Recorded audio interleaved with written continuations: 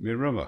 Sonte në Pikë, bashkëbiseduesi imi është Tim Gjuda, gazetar, shkrimtar, autor njohës i mirë i rrethanave në Kosovë, që nga lufta e Kosovës dhe më herët edhe deri më sot gjatë këtij shekulli ka mbuluar kriza të ndryshme në Ballkanin Perëndimor dhe në Ukrainë. And Tim, welcome. Thank you. Thanks for inviting me here. It's a pleasure to have you here. We've known each other for more than a quarter of a century. It's incredible. And you started writing about the wars of disintegration of former Yugoslavia, not only for The Economist and The Telegraph, but later with your books, which were very well read on both Kosovo, Serbia, and other subjects.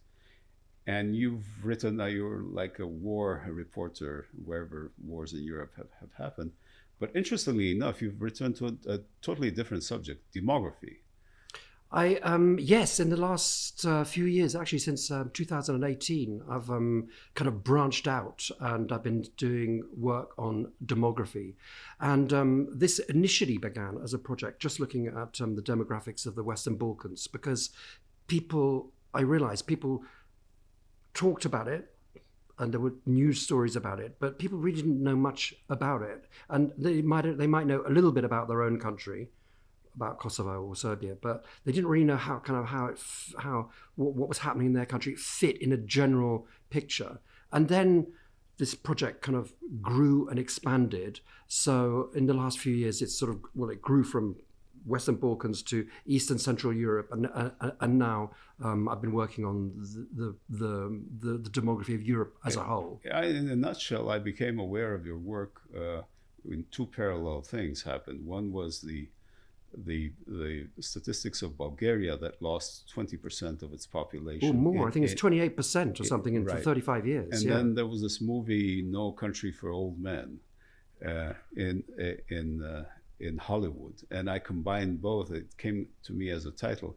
Now it's becoming a continent of older people, if you will. No, even Kosovo, where in Western Balkans, where you started, you have your figures that says the region has gone down in its fertility rate. Even Kosovo, that was always highest, we've come beneath the basic reproduction. I mean, it's not just Western Balkans or Europe.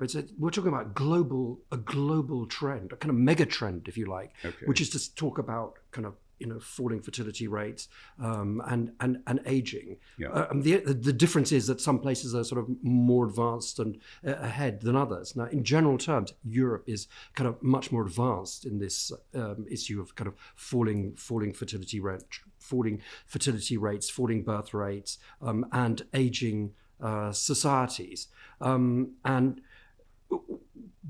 But what I've realized, what I've understood is that you have those trends. So okay, as you said, kind of fertility rates falling, and in Kosovo, it's interesting because your fertility rate has fallen under replacement rate, which is 2.1. As people say that you need to, if you discount migration, you need, every woman needs to have about an average of 2.1 children. So fine, but what's interesting about Kosovo in particular is that your change happened remarkably quickly. Yeah. I mean, what happened in 150 years in Britain, for example, happened in 2 generations in Kosovo. So, or even less. I think we are the last 20 years, maybe, right? Exactly. Yeah. Well, no, I think because I checked this, I think that after the Second World War, you had a fertility rate of something like 7.6. It was like really, really high. Yeah. I mean, this is kind of like, was just phenomenally high, which was when it was partly because of poverty, etc. Yeah. And now it's under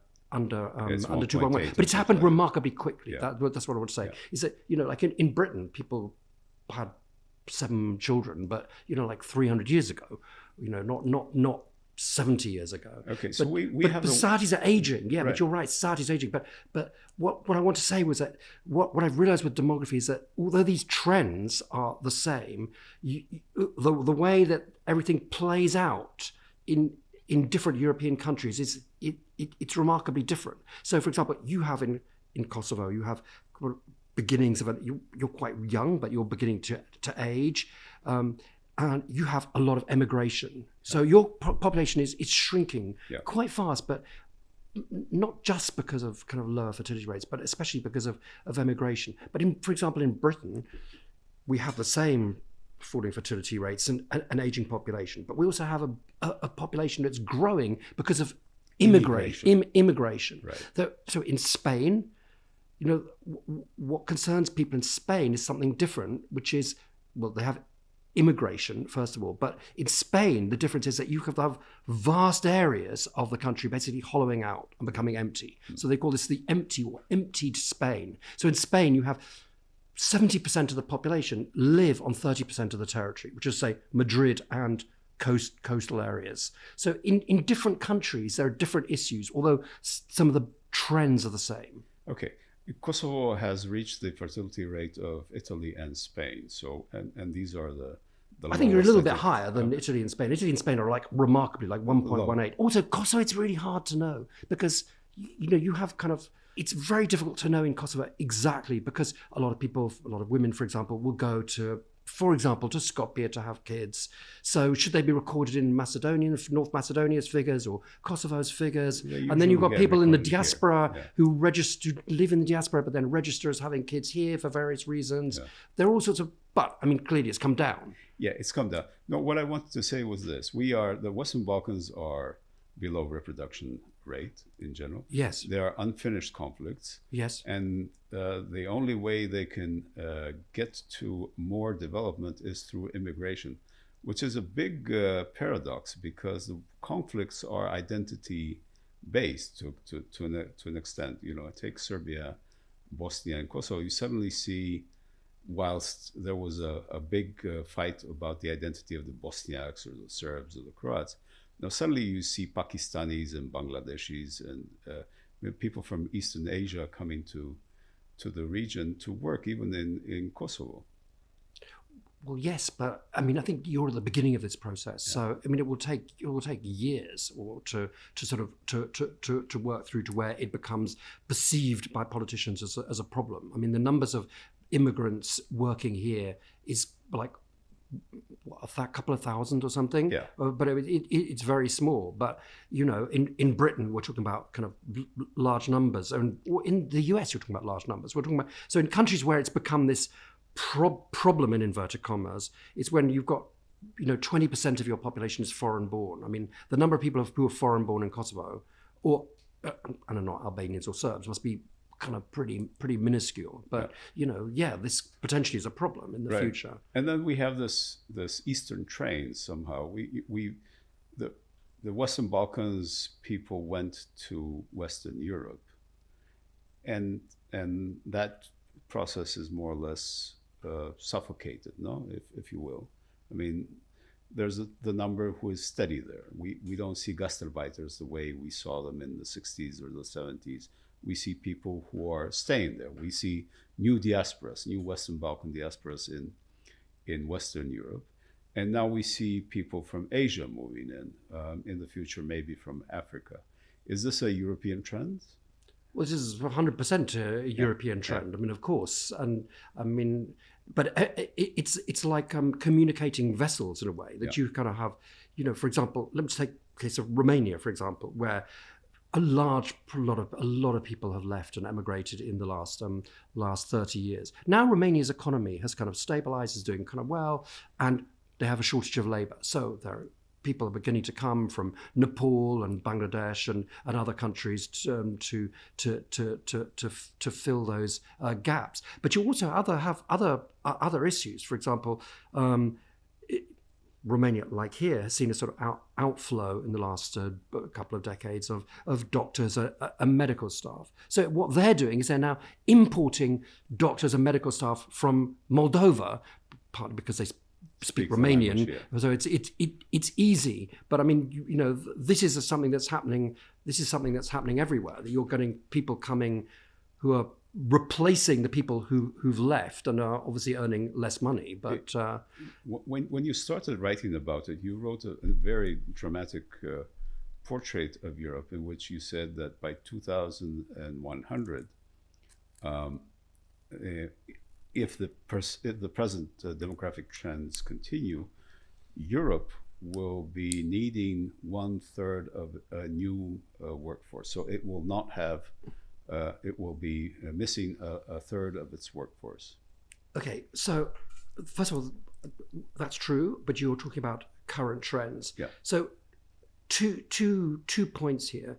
The first is that what looks, you look at the statistics and you think, okay, it continues like this. This is the result, but things can change. And the classic example is that when you and I were growing up, the problem was perceived as being the world is soon going to be overfull of people. There's going to be too many people, and we're going to see huge, massive famines in India and other countries. And this is what people talked about and feared in the 70s and 80s. But just as people feared that, technology changed the world. So you had the Green Revolution, which meant that farmers in India or around the world could suddenly grow 4, 5, 6 times more food on the same plot of land than they could do before. So technology changed that. Okay, sure, there've been famines in the world, but not the sort of massive sort of famines and death and overpopulation that was feared then. So first of all, things could change, and I actually think that now maybe we're beginning to see that, and I hadn't really seen this before when I wrote that original stuff. I think that actually, what we may see is that labour shortages are increasingly mitigated by increased robotization, automation, and AI. So you increasingly see in farming, for example, where, I mean, I'm not saying this in Kosovo, but I'm talking about in richer countries, you could see kind of robotization and automation. But I mean, in everything really, we're going to see more technology. So I think kind of labour shortages will be mitigated. The other thing is that, somebody who's our age, born in the early 60s, who would have retired at in a year or two. Now we don't retire. I mean, okay, fine, we're not working in construction jobs or in heavy jobs, but increasingly, we will work, we can work, we will work longer, and we can work longer because we're healthier than ever before, and so things will change. So that statistic is true, but you've got to take into consideration that things are changing along the way. Okay. And so we are entering, takes us naturally to something that has happened, which is politics, identity wars, ideology. The national security strategy, just published by the White House, has that ideological wording that touches upon immigration into Europe. How Europe is losing its identity, its civilization, etc. In 20 years, it won't be recognized. How does this fit now into the new geopolitics? Identity ideology is becoming the new part of geopolitics. I mean, well, clearly, I'm not an expert on this, but clearly this signals a sort of, yet again, if we needed it, a major shift in American policy. So, and not only in American policy, we're speaking about immigration affecting Western European policy as well, to a great extent. Yeah, I mean, I think you only have to kind of read the news from Britain every day, see that immigration is the top story and how to control it and change it. And I mean, of course, and the whole Brexit referendum kind of revolved around Brexit, revolved around immigration. Yeah. I mean, the fact was that as soon as Brexit had happened, immigration then quadrupled in Britain, which was a sort of unforeseen consequence of that, and which was not the idea of people who supported Brexit at all. But I mean, okay, recently in the last year or so, immigration has begun to drop, or net migration has begun to drop, I should say, because actually we've seen quite a lot of emigration from Britain as well, which was kind of perhaps sort of unexpected. But you're right. I mean, the rise of the populist parties and the shifting of the whole kind of spectrum to the right means that identity politics is and will be increasingly an important factor. I mean, but what it means is not clear, because you've got sort of you've got Trump on one side, and you've got, for example, Giorgia Meloni on the other, who is part of this populist trend, but is also a kind of pragmatist, has come to power, realised Italy is short of labour, and has overseen also an increase of migration. Although, we're talking legal migration. There's a difference between legal and illegal. So we're talking about legal migration. But now we had thought that identity politics would be over with the Western Balkan wars, the wars of ex-Yugoslavia, that have not finished, by the way, the conflicts that are not finished.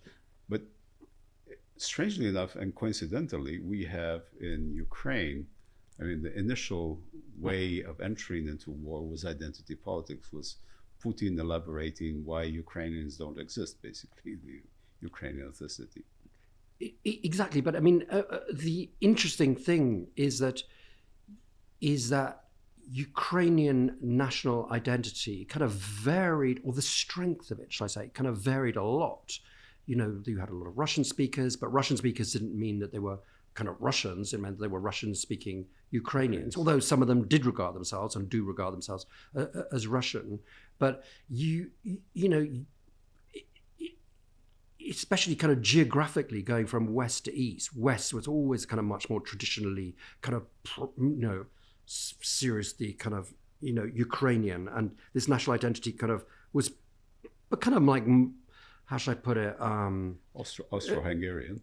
Well, well, no, that's what I was saying. But going east, I'm saying, national identity became kind of much more fluid traditionally, in the sense that there is one Balkan comparison, which I think kind of people from this region will understand. The only comparison is that there are parts of, in Montenegro, there are people who regard themselves as Serb and Montenegrin, and then the censuses constantly show there's a kind of big, movement between people who regard themselves as Serbs and Montenegrins.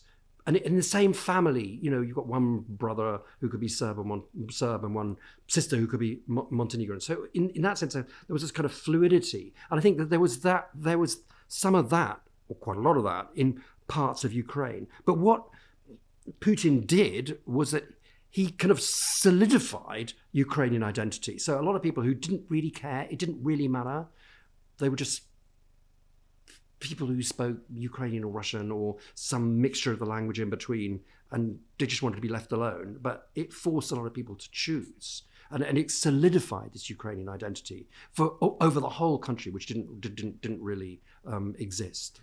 And for somebody who doesn't like to project what will happen with Ukrainian war, like you, writing from the beginning, one thing is for sure: there will be a stronger Ukrainian identity after this war is finished. Oh, well, yeah. I mean, that's definitely what's happened, is that you've created, it's solidified this Ukrainian identity, which for many people was, as I say, was quite fluid. Not everywhere, but for many it was sort of somewhat fluid. It didn't really matter. It was just something that didn't really bother people, and they flipped between speaking Russian and Ukrainian. It didn't really matter, but this solidified it. You are obviously far knowledgeable about the subject. I've been following the negotiation process in the past months, and I've come to this the point at which actually all parties have recognized that the territories, somehow implicitly recognized that all territories that have been taken by Russia will remain Russian at the end of this process. Well, for the foreseeable future, yeah. I mean, who knows what will happen in no one can know what will happen in the future. I mean, things can change radically in the future. I think many Ukrainians think that they may not be able to change things on the battlefield and return Crimea or return the East, but they think that eventually the change will come in Moscow, and that if things change in Moscow, then things can change in Ukraine as well. I mean, they do that from a kind of historical.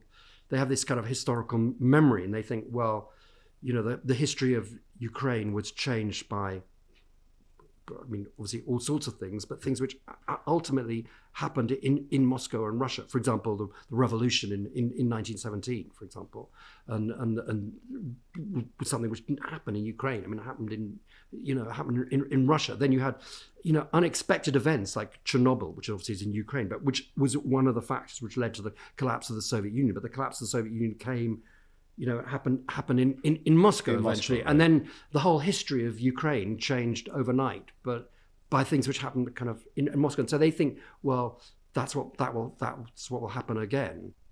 Now, the 21st century war is seen in a dramatically new fashion in Ukraine.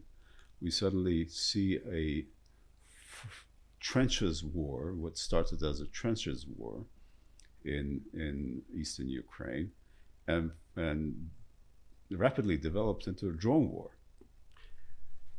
What's really incredible is just how fast technology has changed warfare, and that's what I've seen. I think people don't quite understand. If you haven't seen it, it's very hard to kind of understand how quickly things have changed. So, at the beginning of the full-scale invasion, we're still talking about tanks and armored and anti-tank weapons, things which are kind of familiar to people here because of the wars in former Yugoslavia, and no one really knew what a drone was, kind of like 4 years ago. And it's incredible how quickly that changed. So, as a journalist, like in the beginning, it was very important to get to the closest part to the front you could get to report. And at some point it became frustrating because you couldn't get permissions to go, etc. And so you could get quite close, but you couldn't get to the front. And then about 2 years ago now, I began to realize that it didn't matter anymore, because the people that you needed to speak to, the commanders, were not there anymore at the front. They were like 10 kilometers behind, 20 kilometers behind, 30 kilometers behind, even more, in a bunker, underneath, and in a nuclear bunker underneath an old Soviet factory, or in a house 20 kilometers from the front, sitting there with walls covered with screens, with kind of iPads, with with laptops. And it's just incredible how this is partly, we talked about demography, partly driven by demography. It was like lack of men accelerated this technological development, and it's just changed so incredibly fast. It's really quite incredible to go to to sit in one of those bunkers, and you see, first of all, you've got 24/7 this kind of live coverage of everything that's happening on the front. These men are sitting there, watching on their screens, and suddenly you see a Russian pop up, run along the road, doing something, and the Ukrainian commander is going, get him, and then the attack drones kind of go out and they try to hit that target. Then you've got this kind of element of electronic warfare. So you develop drones, and you have electronic warfare to jam the drones. Then you have the sort of next generation. Then you have drones which are basically attached, fiber optic drones which are attached like a kite to a sort of cable, because then they're not vulnerable to electronic warfare. Things are changing incredibly quickly. And one of the things that I think kind of has now become clear, hopefully to Western militaries, is that the old systems of procurement, which are hopelessly kind of outdated, in the sense that that you decided what you wanted, and then you ordered it, and it would take years and years, and then eventually your tank or your plane would arrive. So now what's happened in Ukraine, and what you can see, is that, for example, with a particular type of drone, for example, these are developed. You have a kind of unit which has developed a relationship with a startup drone company, which is delivering the drone. They can order it through the military procurement system, but through on their computer. But they can order their drone or their technology or whatever it is. The engineers from the company that make it, and the military and the soldiers are working together. So they literally. I mean, I've been assembled it together. Well, it's not that they assembled it. That's not the issue. Yeah. It's like it's not that. It's that for example, I went recently to see a company was delivering a kind of mid-range drone. So you've got kind of drones which, like the Russians used to attack Kiev, or Ukrainians attack something which is 1,800 kilometers, 1,500 kilometers away. There's a long-range range. And you've got these so-called first-person view drones which attack, 5, 10, 15 kilometers along the front, making it a kind of kill zone, so it's very hard to move. But then I went to see a company which was delivering these drones which have a kind of longer range. They're like for 60 kilometers range, okay? So these guys from this company were delivering like 4 or 5 drones. Soldiers came from their positions to see the final tests. But why is that important? Because it means that the soldiers coming from the front are telling the engineers, this works, this doesn't work. So it means that if something doesn't work, or they say, we need you to do this, you have a turnaround time of 6 weeks. So things are being updated in this kind of 6-week cycle. But until now, military technology being updated, we're talking years and years and years, but this is like going at kind of warp speed. It's just really incredible how it's changing. So you might think, well, okay, but the Russians are still advancing a bit. Fine, well, they are advancing a little bit. But what's really incredible also is that you've got this kind of mixture between a kind of First World War kind of trenches system and the 21st century. So in that sense, that you can see everything that's happening, you can hit anything that moves, but what's happening with why the Russians have got the edge and are able to move a little bit is because they are prepared to sacrifice thousands and thousands of men, and it's just incredible how much the Russians are prepared to take, how many casualties they're prepared to take. And Ukrainians they almost don't understand it. They're going like, we just see these men coming out and kind of moving forward and into the meat grinder. And literally, yeah. It's not an exaggeration when they say it.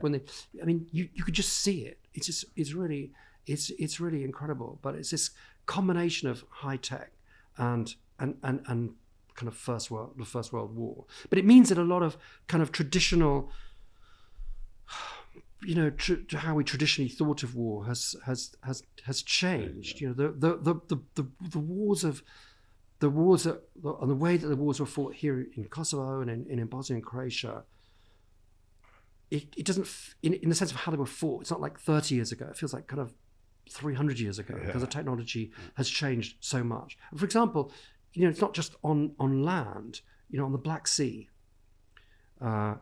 it can be forgotten that the Ukrainians have literally driven the Russia's famous vaunted Black Sea fleet out of their part of the Black Sea. And what we've seen now, and what we've seen kind of tankers being attacked in the last couple of weeks, is the development of sea drones. This is to do with sea drones, unmanned craft, which can either be used as suicide kind of vessels, or these are kind of vessels which can be adapted, which can go, like 100 kilometers, and then you've got kind of flying drones, which then take off from them and attack. So, this stuff is going incredibly fast, but it means that, like traditional naval ships that we've seen, we've traditionally had, are obsolete, or in the ways that we have had them in the past up until now have been obsolete. So you've got a kind of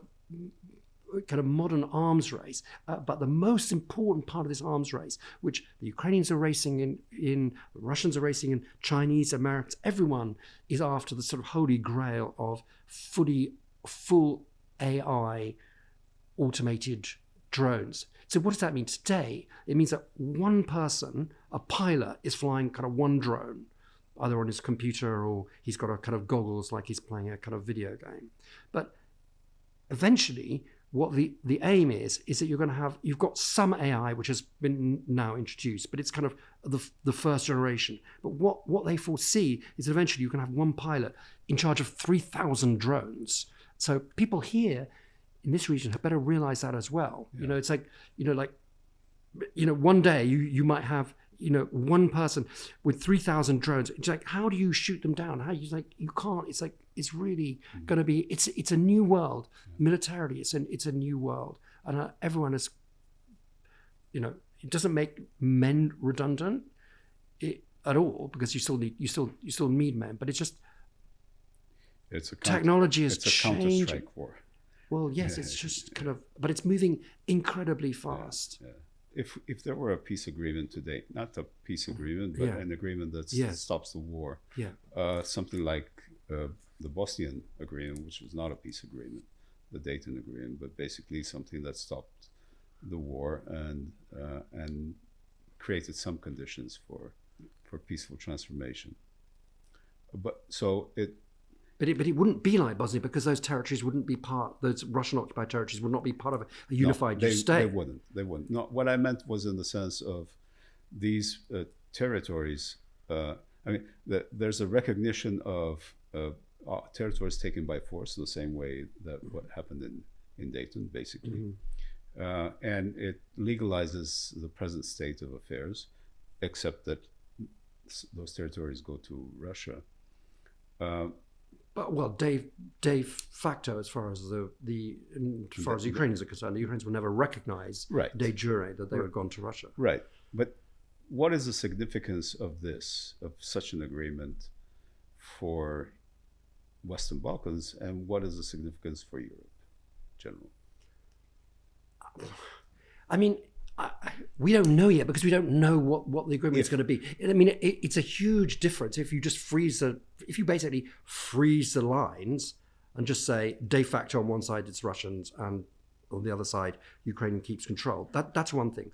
If you physically force Ukrainian, if Trump basically physically forces the Ukrainians to withdraw from unconquered parts of the Donbass in the eastern Ukraine, which is basically a kind of surrender state of affairs, which is the present problem, right, between Zelensky and Trump. Well, I think that's one of the biggest issues. It's actually physically forcing them to give up territory. That's a kind of surrender. That's a sort of, and then you're really talking kind of like Molotov-Ribbentrop pact of, again, you're sort of going back in history and basically forcing a surrender. I think, that would have huge ramifications in Ukraine itself. We don't know what the army would do. We don't know whether people would accept it. That would have tremendous repercussions. What are repercussions for the rest of Europe? I mean, how?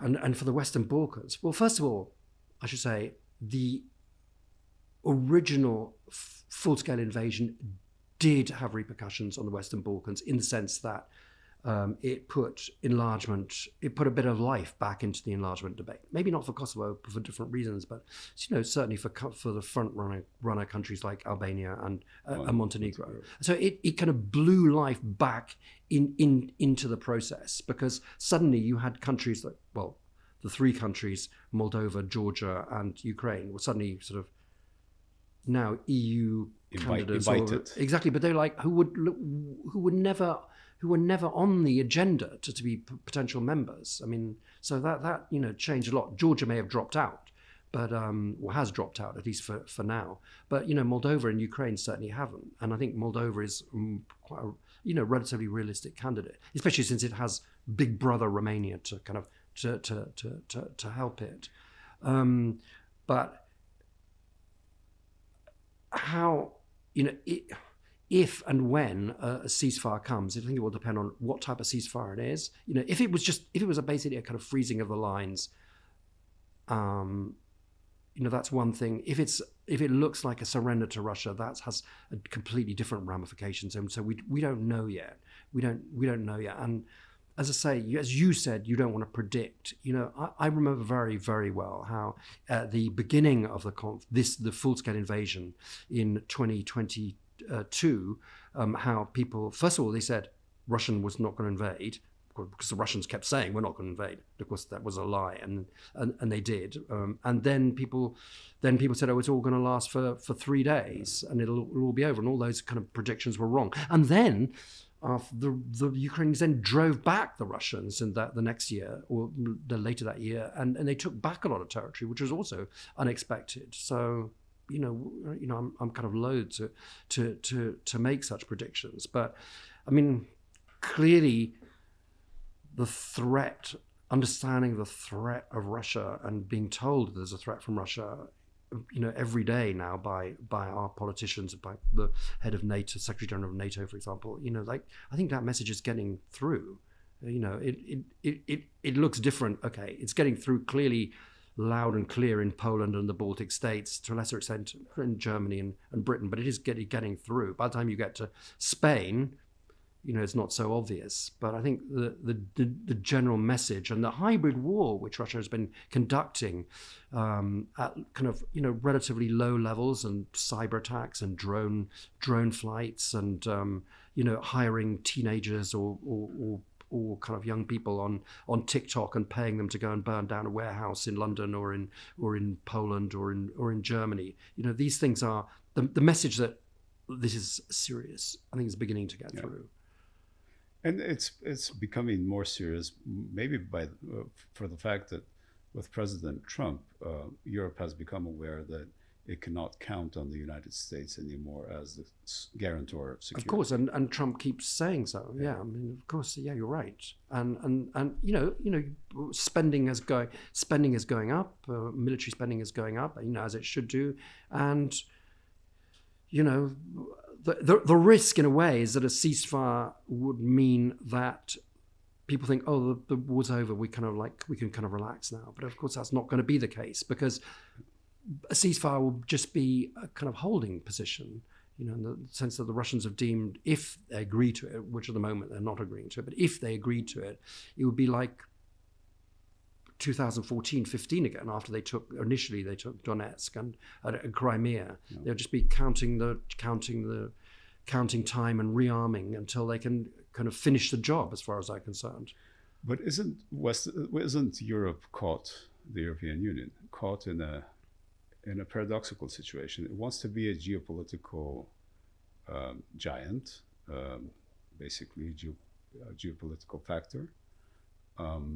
It wants to deal with Ukraine, or it is in a situation in which it has to deal with Ukraine, but it has not been able to deal with Kosovo, Serbia in an effective manner. Bosnia and Herzegovina is paralyzed for so long.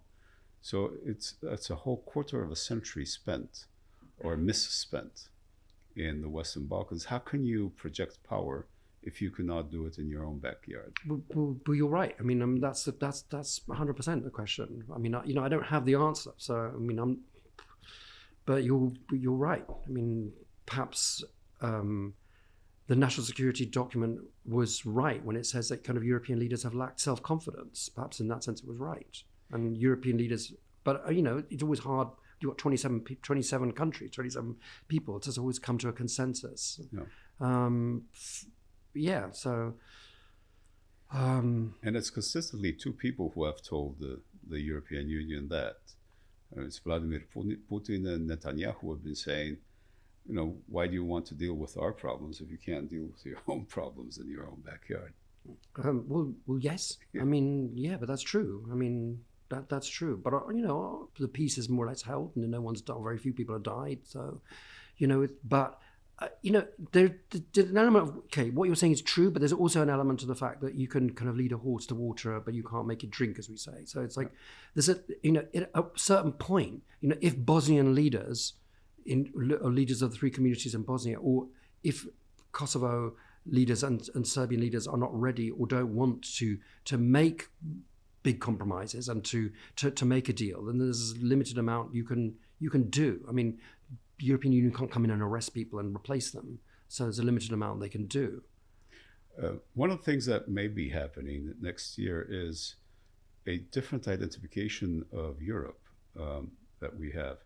As the presidential strategy in the U.S. says, we will not be your security guarantor, basically. The U.S. has entered the big competition with China. It seeks the strategic stability with Russia, and that leaves the European continent to rethink its own security, especially with the hybrid and with the threats that come from Russia. Does that mean that the notion of Europe is expanded in security terms from the UK to Turkey? Well, I mean, we still have NATO, for what that's worth. But I mean, of course, as you said, with the American guarantee, in question now. I'm not so sure about Turkey as such, but I think that you can see clearly. We've seen this in the last week, but I mean it's been going on increasingly so. Is that one of the effects of the Ukraine war has been to return the United Kingdom into European politics. So we've seen people talking about and acting as the E3, which is to say Germany, France, and the UK. So in that sense, kind of, I suppose you could say that things are changing. And Britain has come back, and Britain is still an important important in security, though obviously we need to do a lot more to rearm.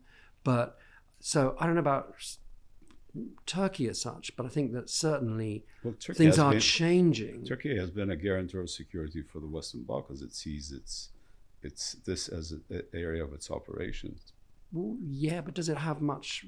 Does it have much effect? Does it have much? I mean, leverage? I don't know, but a combined Turkish, I mean, we can see it here, a combined British and Turkish presence has actually been a threat to anyone trying to do Bajnskas 2 or 3 or whatever they would want to do.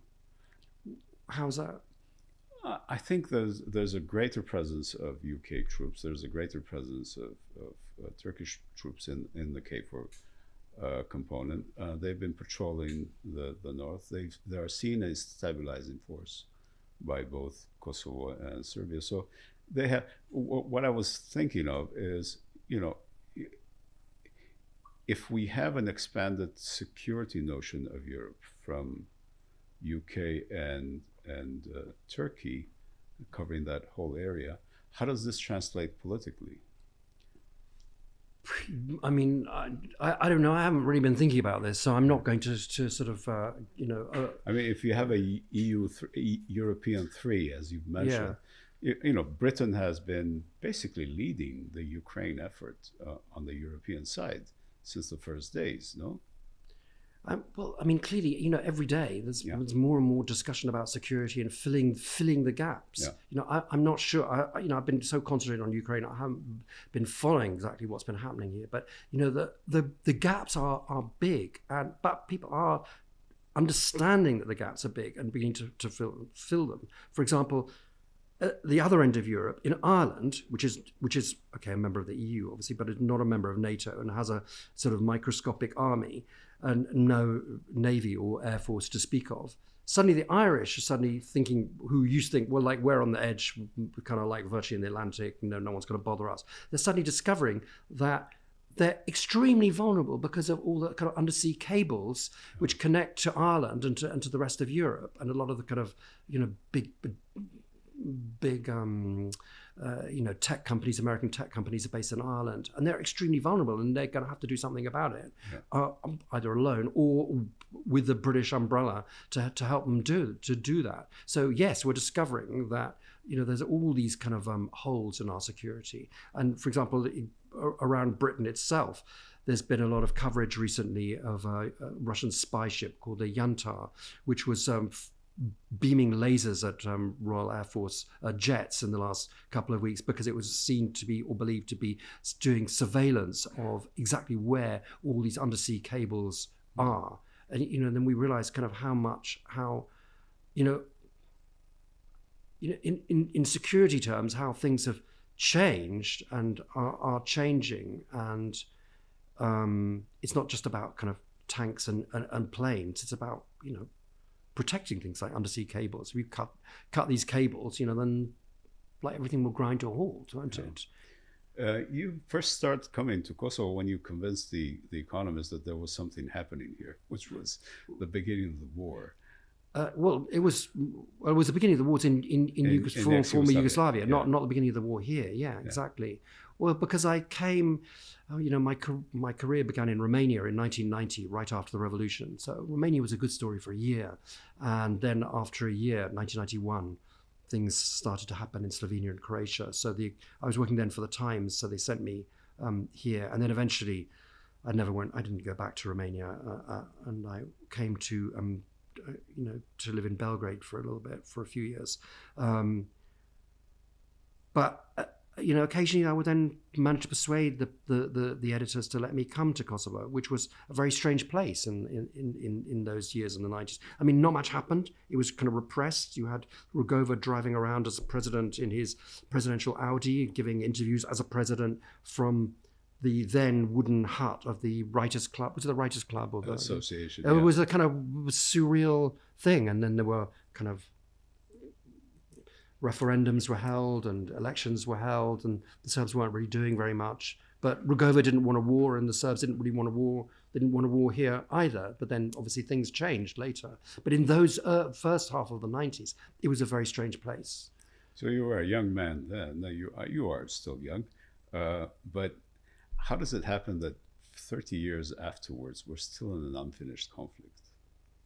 There is a myth that people often say there's no military solution to this conflict, but actually there are military solutions to lots of conflicts, which is that one side gets defeated. In the wars of former Yugoslavia, well, apart from Croatia, where the Serbs were defeated, Slovenia. And Slovenia. In Bosnia and in Kosovo, that was not really the case. You did have a sort of... Well, in Kosovo you have a formal military technical agreement, as it was called, of withdrawal of all forces. Well, that's true, but it was, in a sense, it was not definitive in the sense that you still have a large Serbian presence. Yeah, that's that. But it was translated politically into the UN Security Council Resolution 1244 that created this dual myth of Serbian presence here. I mean, I think partly the problem is that you haven't had leaders who are prepared to, I don't want to say like admit reality. That's not the right word, but who always think that things come to terms. Or yeah, but you say come to terms, but I think even in 1999 there were people who I remember interviewing. No, I think even earlier than that. Alexa Gilas. I remember the historian Alexa Gilas, the son of Milovan Gilas, who said, even in 1995, he said, well, he goes, today kind of where, Serbia's weak and Russia is weak, but it won't be like that forever. Like we have to think forward. And in that sense, he was right. And I think many people, think like that. And then, look, for example, I think, look what happened in Azerbaijan and Nagorno-Karabakh. You had things changed over 35 years, and eventually the Armenians were driven out of Nagorno-Karabakh. Do you think this is the thinking in Russia and Serbia? I think some people think like that. Yeah, I think for sure there are some people who think like that. I mean, I'm not. All situations are not the same, but I'm sure there are some people in Serbia who think, God, the Azeris just sort of sat there for 35 years and prepared for 35 years. Things changed, because Azerbaijan became rich and Armenia became poor, but Azerbaijan had oil and gas. But they also had a kind of much younger population, and Armenia had an older population. So things changed. But I think that even kind of Aliyev, I think he even said something to President Vučić about strategic patience. It's strategic, exactly. So I'm sure there are people who think like that in Serbia, who think, well, okay, this is the situation now, but who knows what it's going to be like in the future. Okay, so if Serbia had oil and gas, we should fear more. Well, yes, but I mean, if NATO is fatally weakened by the outcome of the war in Ukraine and by an American change of position and ideology, then who knows what will happen in the future? We don't know. We can't predict. Okay, so it's still a security threat. Yes, sure, it's a security threat. Yeah, I mean, until now, we've always said every year, there's been kind of news reports saying, Serbia's building up troops on the border of Kosovo, and they're going to kind of try and seize the north, which was kind of always absurd because you had this NATO guarantee. But if things change fundamentally within NATO and Serbia gets stronger, and maybe one day they'll do it, and they'll gamble that the Americans won't do anything. I mean, after all, if Trump had been the president in 1995, then or in the 90s, the situation in Kosovo would be very different. You would still be part of Serbia, I think. There wouldn't have been in 1991 the famous Christmas warning, where the Americans warned Serbia not to use force in Kosovo, and there wouldn't have been in 1999 a bombing, because the Americans would have said, well, like as it says in this new national security document, it would have said, well, actually what happens in Kosovo doesn't really affect us, so we don't really care what happens there, so why should we get involved? Well, the U.S. got involved because it was the times of a unipolar world, and in which the U.S. was the only power, and now we live in a different world. Yes, but they also thought that there was a sort of a right to protect, and sure. But that ideology, that thinking has gone. Well, it's part of unipolarity as well. It's sure. The winner of the Cold War that suddenly inherits all the moral responsibilities. Well, it's about time that I turn to you to lead this conversation further. Well, I, one of the reasons I've come here is because Kosovo has been neglected by the economists. So I want to write a piece for the economists, and there's been a reason for that. It's not just Kosovo was neglected. The whole of the Western Balkans was neglected in a sense, because since 2022, Ukraine has basically sucked up all the kind of space and energy and finances and stuff. But now my editors are going, what's happening in the Balkans? Kind of tell us what's going on. So last week I did an interview with Eddie Rama, and now I'm here. You had an election in February of this year, and then you failed to form a government, even form a parliament for most of the year. So what happened? Why was this? Well, in the big framework of things, Kosovo is still an unfinished conflict with Serbia, and that dictates a lot of politics inside. We've had the Banjska attack 2 years ago, in which a paramilitary unit wanted to start an insurrection that would somehow isolate the northern part of the country and get it either inside Serbia or get it closer to Serbia. So it was a Russian-type incursion of little green men at the time. So that was thwarted thanks to a great part Western support, intelligence and KFOR, etc. On the internal side, we've had a revolutionary moment in which a young movement, the Vetëvendosje movement, got 51% of the vote some years ago. It disrupted politics as usual, and now we are in an evolutionary mode in which this is, the pendulum is coming to the center, or trying to get to the center, in which the revolutionary moment needs to adapt to these realities, to the present realities, and that means trying to create conditions for coalition rule, basically, in the future. So why was it not possible to form a coalition in the last year? Well, it seems that there's a lot of grievances between the parties, distrust. So there simply wasn't the chemistry that would lead to it. So it was really personal issues rather than kind of ideological, or it might have been ideological as well. I mean, as with any revolutionary moment, it brings out emotions, and now emotions have to stabilize in the society within all parties and project their interests and project how best they can advance their own political interests and the interests of the country. Okay, but if it was a revolutionary moment, then Vetëvendosje ruled alone for several years. Well, what did this revolutionary moment produce? Well, it created a climate of trust in institutions, in the sense that you don't see corruption as associated with power, as something normal associated with power. So there's dramatically less corruption in the society than it existed before. And that raised trust in governance, as such, a governance of clean hands.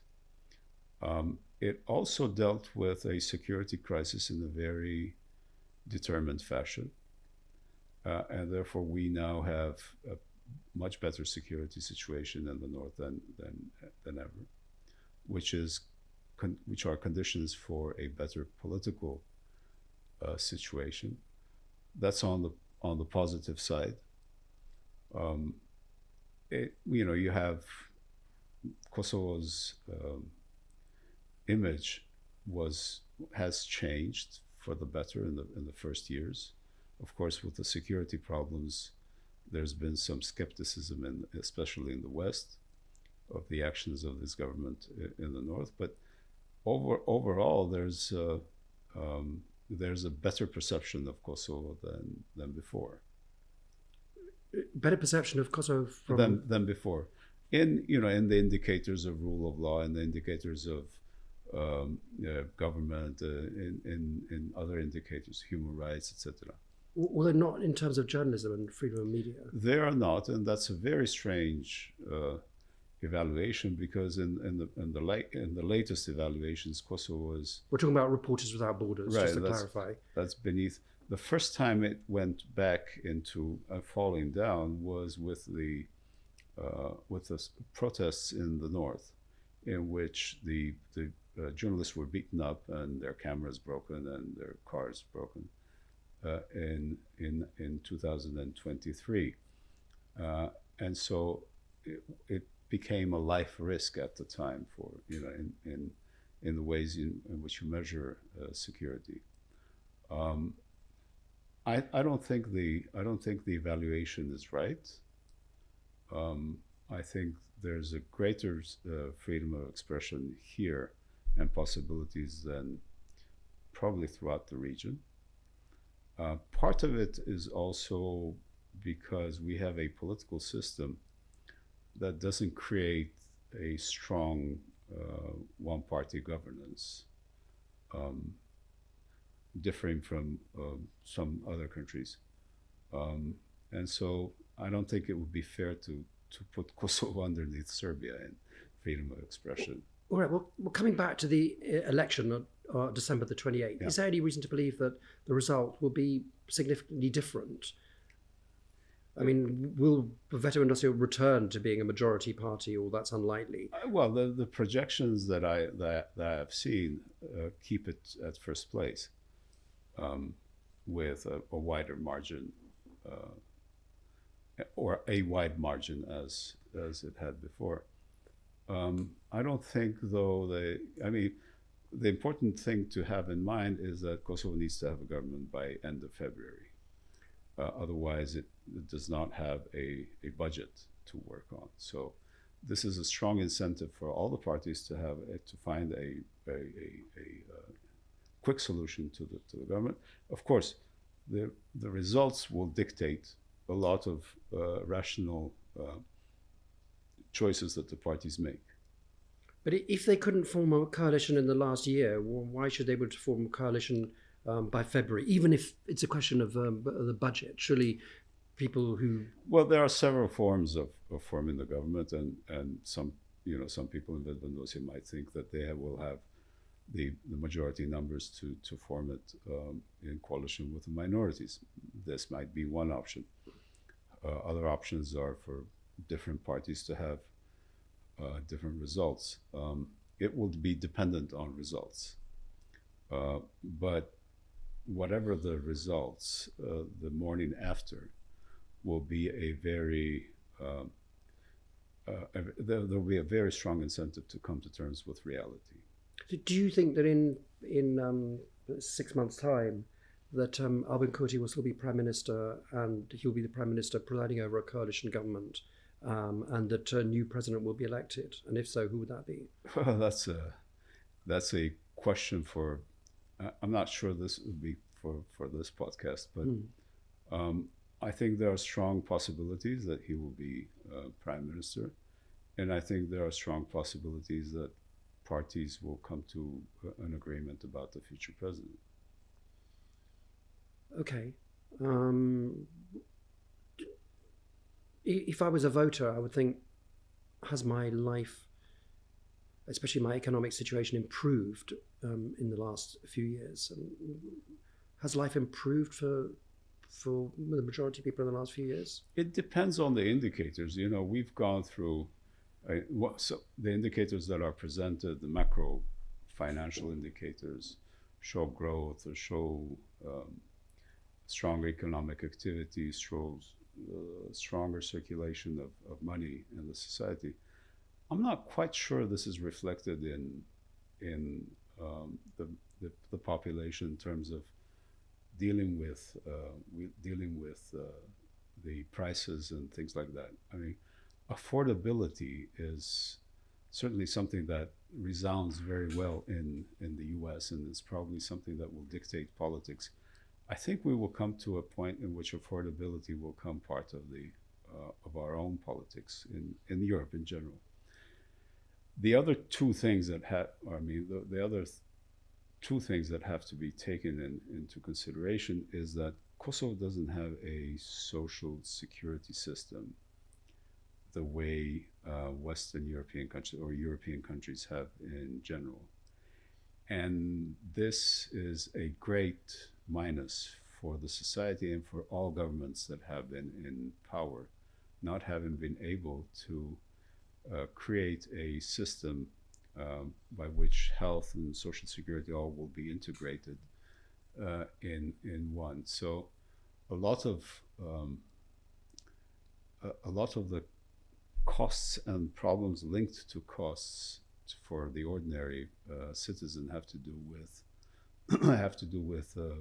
with health, with people going to pension and earning 190 euros at most of a pension. So these are things that, and with the age being prolonged, with living years being prolonged, these parts of the society feel more vulnerable probably than before. And will that affect how they vote? In the sense of, will they believe one party is going to be able to do more? I don't know. We'll see this. Okay. Is there anything else I need to know before the election? Well, I think what is something that I raised several times with people coming from abroad was that we've had a political crisis that has prolonged throughout the year. And it is the first time in our lifetimes that we've had a political crisis that is not violent. It did not produce anything that would hurt anybody directly on the street and create fear, etc. So that actually, for me, translates into the capacity of the society to absorb political crises in a way in which a modern European society will. Okay, you can give me other examples. You could tell me, well, a modern European society will have people protest on the streets about not forming the government. But if there were a critical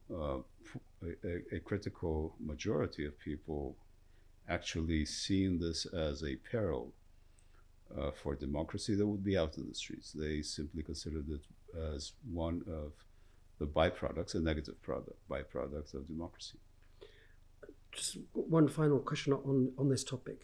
It's coming from the airport into the center of Pristina, you see this kind of massive amount of building and change which has taken place over the last few years. And it's tempting to think this is the new Kosovo, things are kind of moving forward, people are looking forward. But actually, kind of when I talk to people, I realize that the past, the shadow of the past still hangs very much over Kosovo. And as you mentioned, kind of the Banska events have had this kind of have brought that into sharp focus. But am I right then in the sense that Kosovo, and Serbia are still hostages to the past? They are. We live in narratives. We live in narratives of war, narratives of war culture. Our societies are deeply sucked into these narratives. And that's why, one of one of the driving reasons for both societies to get to an accord, getting to live together like two mutually recognized democratic countries, is that drive needs to be faster, because that releases a lot of the energy in the society, and changes the perspective. For as long as we see Serbia as a security threat and a historical enemy, that will draw some of the political oxygen and a lot of our imagination. And vice versa. Serbia, that was this identity, and the language was built around the Kosovo myth, and with the wars of disintegration of Yugoslavia, is sucked up even more in narratives of war and war culture, and the Serbian society needs to be released from this. But to some extent, it serves politicians on both sides to keep it going, doesn't it? I'm not sure that I don't think our kids in Kosovo actually want to consume this anymore. I'm not sure this is going to be it's, if you compare the World War II period, this is 25 years after the war. That would be comparably 1970. Now, in 1970, we were interested in football, and rock and roll was emerging, and all of these things. It was a kind of a revolution in society that changed perspectives throughout Europe, and this happened in Kosovo as well. There was a degree of nationalism because of the conflict with Serbia, but there was not actually the war rhetorics of the Second World War did not exist to that extent. We saw partisan films, etc., but that was because there were not more Hollywood films. Okay, so society is changing. I think there will be a moment, but again, we need to get this over with rather quickly, because we need to start in the whole of Western Balkans a totally new way of communicating. This is true for entangled societies in these narratives, which is Serbia, Bosnia and Herzegovina, Montenegro, and us in Kosovo. So these are unfinished conflicts that need to finish by establishing peace and cooperation. Thank you. Well, thanks, Tim, for coming. It's been a pleasure. Thank you for having me. And hope to see you soon. Yeah, well, thank you. I hope to be coming back to Kosovo and to the region more now, because, as I say, it's been neglected by The Economist and publications in general and media in general because of Ukraine. But especially, hopefully, if there is a ceasefire one day soon in Ukraine, then there will be more space and more interest in the region by editors and journalists. Excellent.